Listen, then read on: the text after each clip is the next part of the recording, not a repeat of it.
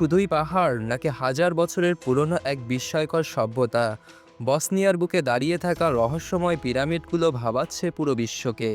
Bosnia ও হার্জেগোভিনার ভিসোকো শহরের কাছাকাছি দেখা মেলে এমন কিছু পাহাড়ের, যেগুলো দেখতে একেবারে পিরামিডের মতো। গবেষকদের একাংশ বলেন এগুলো প্রাচীন সভ্যতার হাতে নির্মিত। পাথরের রাস্তা, সুড়ঙ্গ পথ ও শক্ত স্থাপত্য কাঠামো এসব দাবিকে জোরালো করে। আবার অনেক বিজ্ঞানী বলেন এগুলো নিছক প্রাকৃতিক গঠন।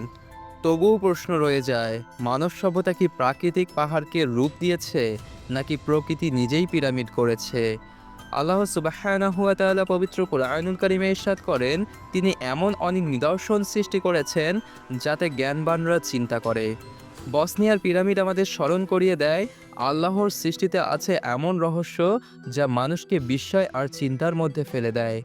আপনি যদি এই রহস্যময় স্থানটির বিস্তারিত ভিডিও দেখতে চান, তাহলে কমেন্টে জানান।